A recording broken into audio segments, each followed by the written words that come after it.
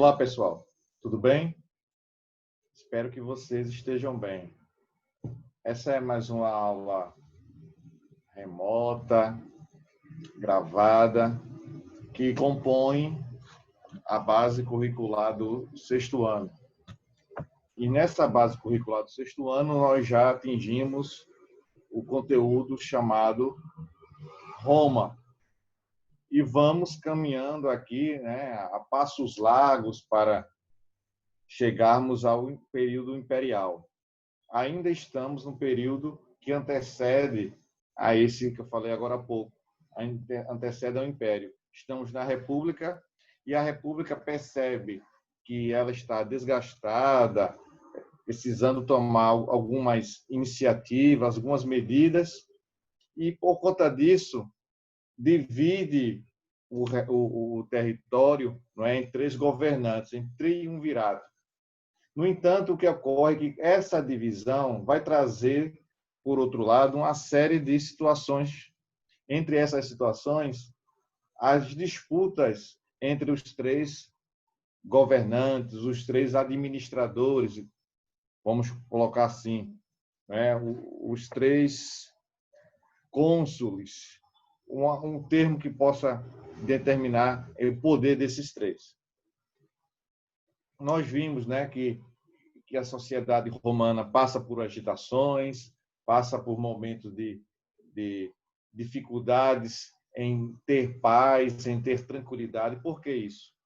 Justamente pela questão de disputas entre as classes sociais, principalmente entre os patrícios, que é aqueles que tinham poder, que tinham terras, que podiam votar e serem votados, e, por outro lado, a questão dos plebeus, que se sentiam menosprezados, desprezados, sem atenção, sem voz ativa, sem participação, principalmente sem participação política tão desejada, não é? E essa questão da participação política passa por votar e ser votado, e ter direito de escolhas, as assembleias que eu já mencionei lá atrás, as questões em referência à reforma agrária, à distribuição equilibrada das terras de forma igualitária também.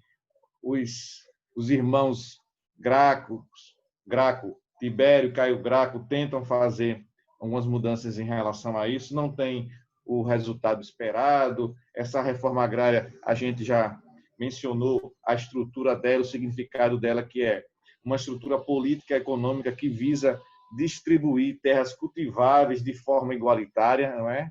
Uma estrutura que possa permitir que cada um tenha acesso à terra de forma igualitária, acompanhado de condições para que pudesse se sustentar, para obter a chamada subsistência, poder sobreviver. E aí, essas medidas igualitárias não vão ter o sucesso esperado, nem a paz.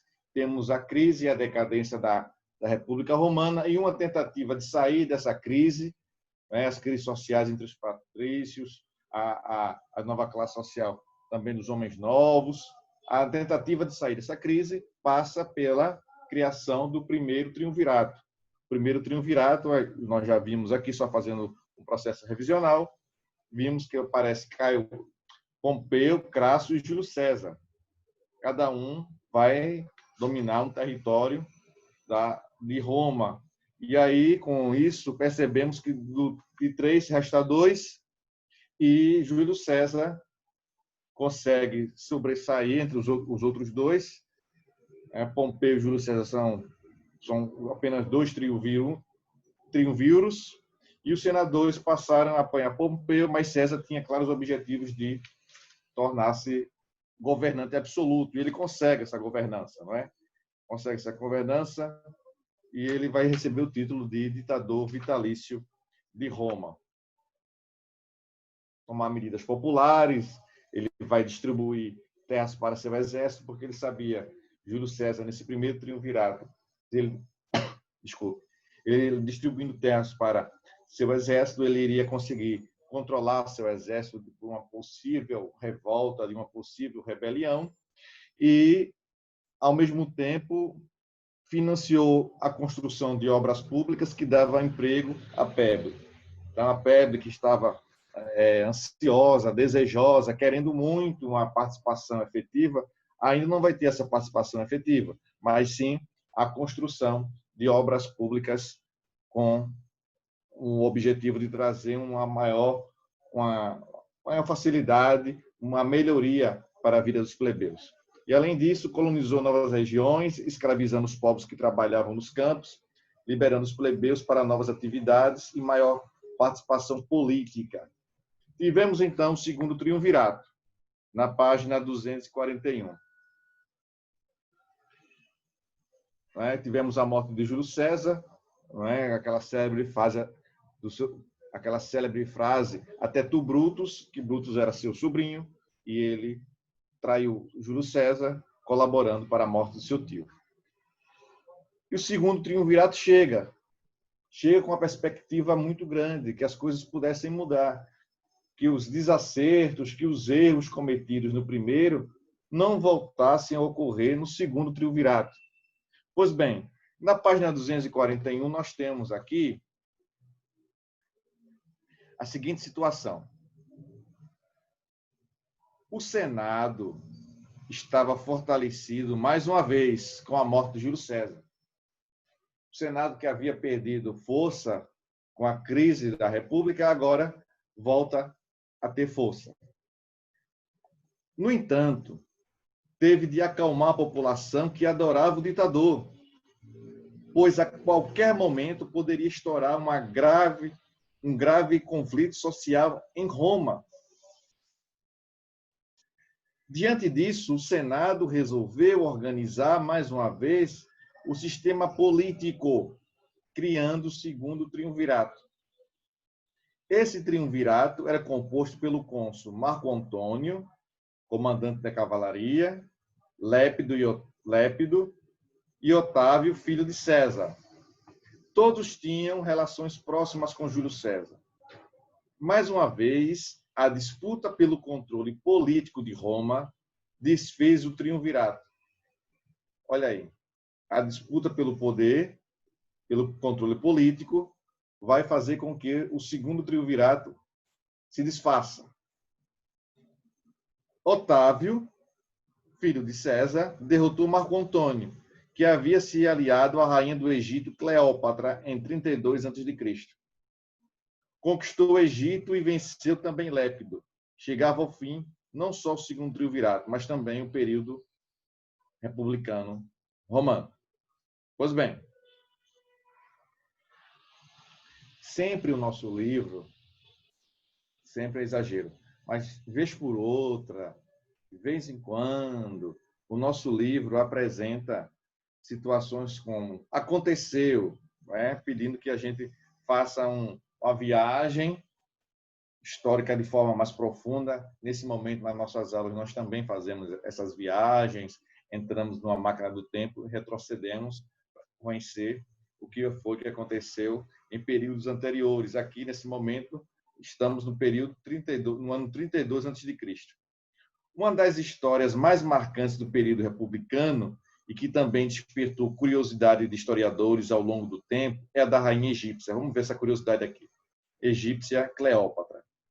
Roma havia conquistado muitos territórios com seu projeto de expansão, inclusive o Egito, visando estabelecer um controle mais forte. Roma, em alguns casos, mantinha os próprios reis dessas terras no comando, desde que aceitassem o controle romano. Cleópatra foi perseguida pelo triunviro Otávio, que tentava a todo custo derrotar os outros triunviros, como Marco Antônio, que era amante da rainha Cleópatra. Dessa forma, Otávio começou a atacar o Egito Antigo. A guerra acabou no momento em que Marco Antônio, ao ser informado falsamente da morte de Cleópatra, suicidou-se. Alguns dias depois, Cleópatra também cometeu suicídio por meio de uma picada de uma cobra venenosa. Otávio, em seguida, invadiu por completo o Egito, matando o rei Ptolomeu XIV, filho de Júlio César, o que, em consequência, causou a extinção do Egito como território autônomo, anexando ao Império Romano. Pronto, uma curiosidadezinha para a gente trabalhar aqui, vivenciarmos aqui. Na página 243, nós temos a quinta questão, que fala em relação ao primeiro e ao segundo triunvirato e a ditadura de Júlio César. Quinta questão, vou trabalhar em relação à letra B, que fala sobre a ditadura de César e o segundo triunvirato. Quinta questão. O enfraquecimento político do sistema republicano levou ao surgimento de 3 fases de disputas políticas que marcaram a sociedade romana. Comente-as. Aí você vai comentar sobre. Nós vamos comentar, né? Vou resolver com vocês. A ditadura de Júlio César e o segundo triunvirato. Pois bem, letra B. A ditadura de Júlio César. A ditadura de Júlio César durou de 46 a.C. a 44. Apenas 2 anos, mas que foram intensos. A partir da morte de Crasso e dos problemas de saúde de Pompeu, César instalou uma ditadura referendado pelo Senado, que o tornou vitalício. Essa é a resposta, viu? Qual é a resposta, professor, da ditadura de Júlio César? A ditadura de Júlio César durou de 46 até 44 a.C., apenas 2 anos, mas que foram intensos. A partir da morte de Crasso e dos problemas de saúde de Pompeu, César instalou uma ditadura, referendado pelo Senado, que o tornou vitalício. Júlio César foi adorado, tendo tomado medidas bem populares, como a distribuição das terras que eram conquistadas no processo de expansão territorial. Essas medidas populares incomodaram os patrícios, que conspiraram e mataram o ditador. Perfeito aí? Deu para entender? Segundo não, letra C. Preste atenção, segundo triunvirato. O segundo triunvirato durou de 44 a 32 a.C. e foi composto após a morte de Júlio César, tendo em sua composição o cônsul Marco Antônio, Lépido, comandante da cavalaria, e Otávio, filho de Júlio César. Otávio derrotou Marco Antônio, além de Lépido, estabeleceu assim após o fim do triunvirato o período imperial romano, sendo ele o primeiro imperador. Deu para entender? Pois bem, eu vou deixar com vocês a seguinte atividade para que vocês possam fazê-la em casa. Perfeito? Pode ser? Qual é a página, professor? Vou dizer agora, página 245.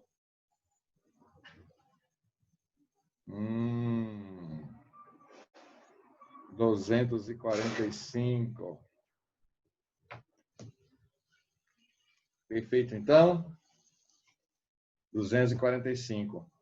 As 4 questões que estão aí. Todas elas. Todas elas. Bem, agora nós vamos adentrar ao período imperial propriamente dito. Período imperial que vai ter uma estrutura muito forte do ponto de vista militar, que vai chamar a atenção, que vai ter uma série de conquistas. Vamos ver como será, a partir desse império, o papel do Senado, o papel do Exército, os avanços, uma situação importante que é a política do pão e circo. O Império vai durar um bom período, tanto é que os historiadores chamam de o Alto e Baixo Império, né?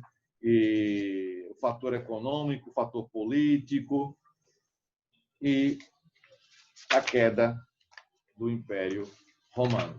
São situações que a gente vai perceber, o fator militar, o fator religioso.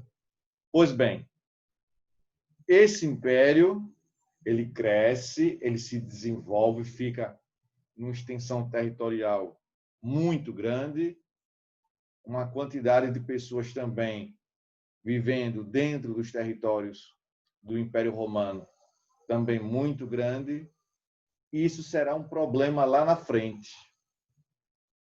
Estou na página 246. Essa grande quantidade de pessoas, esse território gigantesco, o Império Romano vai chegar num momento de crise que vai ter dificuldade de manter as suas fronteiras estabilizadas, tranquilas, sem invasões, e vai conhecer a chamada crise do escravismo.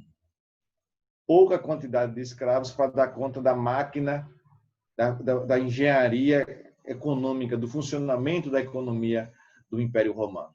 É isso que a gente vai vivenciar e é preciso ter muito bem na sua mente, para que você não possa esquecer, né, das situações de guerra, de conflito, de anexação, de situações em que vai transformar Roma num grande império.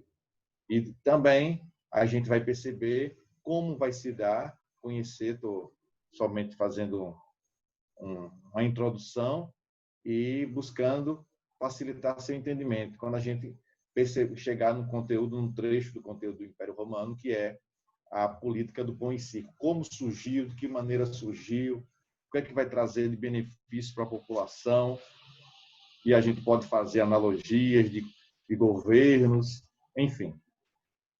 Pois bem, na página 246, como falei anteriormente, o título do capítulo 13 diz assim: do Império à Força Cultural Romana. Do Império à Força Cultural Romana. A organização política do Império Romano. A República passou por muitas crises sociais, principalmente com as disputas políticas entre patrícios e plebeus. Mais uma vez o livro cita, né? Esses conflitos, essas disputas políticas, essa questão de os plebeus desejam de igualdade social, mas também, prosseguindo, mas também em função da luta pela reforma agrária. Olha aí, surge novamente a reforma agrária. Além disso, o expansionismo, consolidado com as vitórias nas guerras púnicas, facilitou as condições de crescimento econômico e fortalecimento militar. Com um território bem maior, entendeu-se que a organização política republicana não mais servia. O território aumentou muito e a República, o regime republicano, o fortalecimento do Senado, não iria dar conta do gigantismo territorial romano. O exército romano havia conquistado muito espaço político e era bastante reconhecido pelo próprio povo. A gente vai perceber, não é, que a morte de Júlio César, apesar de ser 2 anos, trouxe ele para um patamar de ser endeusado, de ser glorificado como um personagem importante da vida de Roma. E vai surgir, agora no Império Romano, uma figura, guardando as devidas proporções, que vai exercer a mesma influência, a mesma força. A gente vai conhecer. Então, temos essa situação pressionava o Senado, que temia pelo seu enfraquecimento e também pelo fortalecimento de generais das legiões romanas, como Crasso e Marco Antônio. Sabia-se naquele período que um general benquisto, ele tinha uma possibilidade muito grande de colocar esse prestígio seu também nas condições políticas, não é? Fazer com que esse prestígio seja transferido para as questões políticas e, quem sabe, assumir Roma. Quando Otávio Augusto derrotou os outros 2 triunviros e se tornou imperador, então percebemos aqui que o segundo triunvirato, ele vai dar origem ao que é Roma. Quando vai haver também a mesma coisa acontece no segundo, aconteceu no primeiro. Os conflitos, as disputas, e Otávio sai grande vencedor, derrotando os outros 2 triunviros e se tornando imperador. No ano de 31 a.C., após vitória na Batalha de Ácio. Aqui, Ácio, ocorrida em 31, aqui no link, mais uma vez surge. Otávio obteve a vitória, marcando o fim da República Romana, iniciando o período imperial romano. Foi então que surgiu o Império Romano. As decisões políticas e econômicas e sociais eram de responsabilidade do imperador. O imperador que tinha essa responsabilidade a partir de então. Na página 247, nós temos aí as estruturas políticas do Império Romano. Vamos entender. Tem a simbologia aqui do Império Romano, né? A águia, que pertence até hoje, é uma referência para a sociedade romana. Inclusive, time de futebol que utiliza o seu escudo na cidade de Roma, que usa a águia como pertencente, sendo um símbolo do seu clube. A transição é a Lazio, se não estou equivocado, a Lazio. As estruturas políticas do Império Romano. A transição do sistema republicano para o imperial acarretou, ou seja, teve como consequência transformações decisivas que foram sentidas pelo povo romano.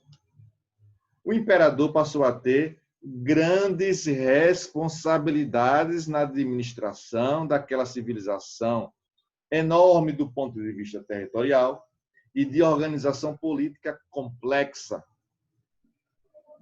Sendo assim, inicialmente, foi necessário determinar os poderes dados ao imperador, que foram amplos. Mesmo assim, as outras estruturas políticas e sociais, Senado e Exército, continuaram a atuar, mas de forma reduzida.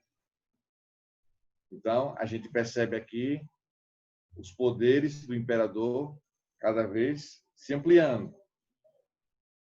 Tanto é que nós vamos ter a comprovação disso a partir de agora, ainda na página 247. Veja o que diz aqui. Antes de observar, aqui tem um quadro, né, que fala sobre a simbologia do Império Romano, as siglas do Império Romano, a águia em cima, e aqui nós temos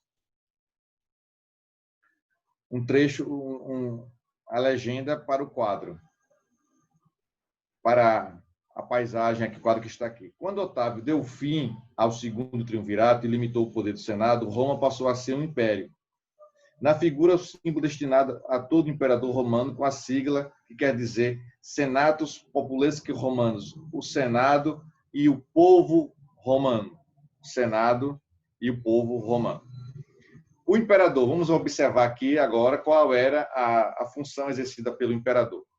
O imperador praticamente controlava todas as ações políticas, econômicas e sociais em Roma, bem como as estruturas políticas, a exemplo do Exército e do Senado, que se tornou um órgão apenas consultivo e totalmente dependente das decisões do Império.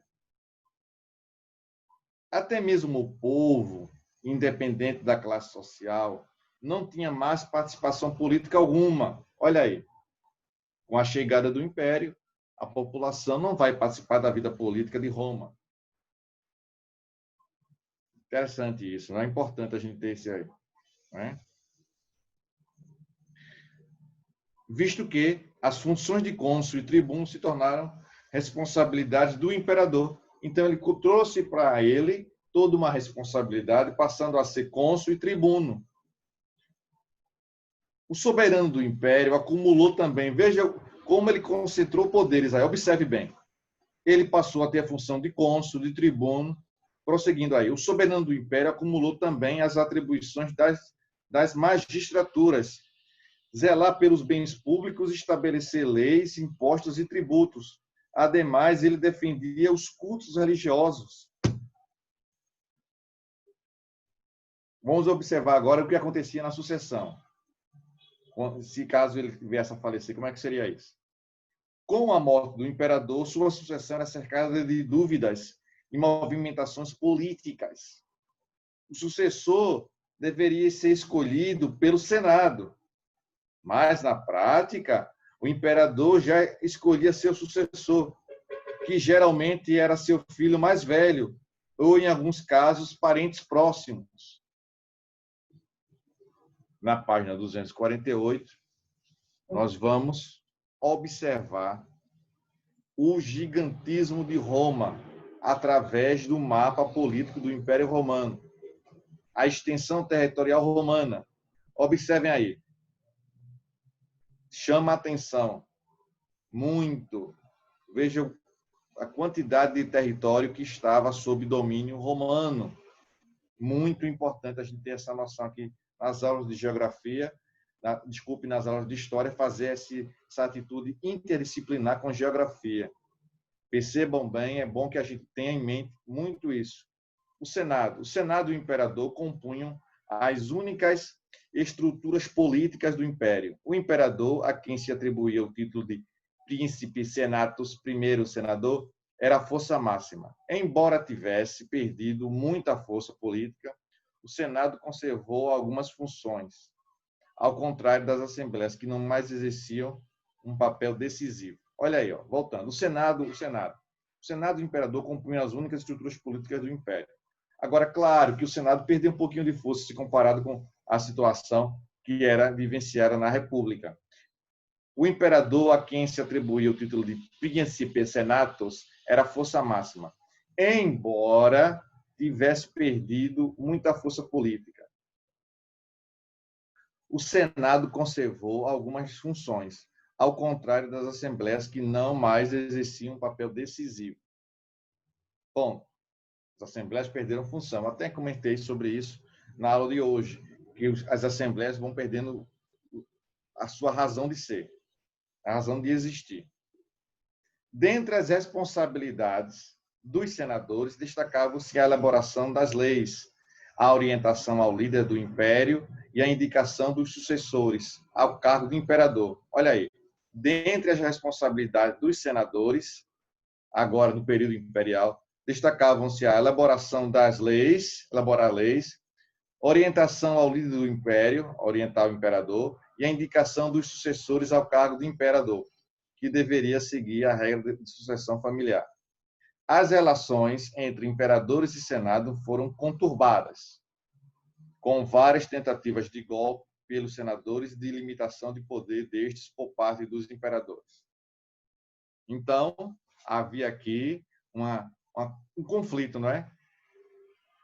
Várias tentativas de golpe pelos senadores, ou seja, o Senado tentando dar um golpe no imperador que está ali governando, tentando impor a ele limitação de poderes.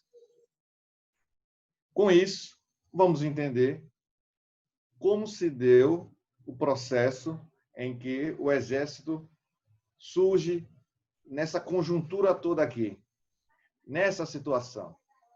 Como é que vai ser o exército? Qual o papel ele vai exercer? Ele vai funcionar? De que maneira ele vai atuar? Melhor dizendo. O exército. A formação do exército romano, ainda no período republicano, tinha a função específica de estabelecer as defesas do território. Essa situação mudou após a vitória dos romanos nas guerras púnicas, quando houve a consolidação da expansão territorial e marítima. Com um território gigantesco, o exército romano começou a ser organizado em legiões. Aqui no nosso livro também surge mais uma vez aquele item explicando o que significa legiões com um link. Aí diz assim: legiões romanas eram as unidades do exército romano composta por grupos de 1.000 a 8.000 soldados, de acordo com a importância, comandadas por generais leais ao imperador. Beleza? Deu para entender o que são legiões? Com um território gigantesco, o exército romano começou a ser organizado em legiões, designadas para atuar em todas as regiões consideradas importantes pelos romanos. O imperador, veja que ele percebeu, o imperador Otávio Augusto percebeu que essas legiões, não é, ele não teria que ter um controle maior, então ele vai resolver reduzi-las. Na página 249 nós vamos compreender isso. O imperador Otávio Augusto resolveu diminuir o número de legiões e chegou a 66. A intenção era controlar a classe militar, que de fato era a base de sustentação dos governos imperiais. Ele sabia que, qual foi a função, qual foi o objetivo dessa medida dele, de reduzir essas legiões. Sabia que com 66 não teria como controlar, né, manipular essas legiões. E ele achou por bem reduzi-las para ter um maior controle sobre elas. E sabia ele que, se ele tivesse controle do exército romano, fatalmente ele conseguiria governar sem nenhum tipo de problema, sem nenhuma ação. Agora, se ele perdesse a mão do império, aliás, a mão do exército, ele não teria como consolidar o seu império, o seu governo. Otávio Augusto, muito perspicaz, muito inteligente, usou de medidas que pudessem fazer com que seu governo não sofresse risco, ou seja, que ninguém tirasse ele do poder. Ele saberia que precisava do apoio dessas legiões, diminuindo elas, o maior controle sobre elas e, fatalmente, seu governo poderia seguir de forma normal, sem problemas. Mas, fatalmente, vai ter um tipo de problema aqui e ali. Mas ele queria reduzir esse tipo de problema, diminuindo essas legiões. Perfeito, então? Pessoal, eu espero que vocês tenham compreendido o conteúdo. Qualquer dúvida, se comuniquem comigo pelo aplicativo, que estarei aqui disposto para tirar as dúvidas de vocês. Forte abraço a todos, tchau e até a próxima aula. Tchau, pessoal.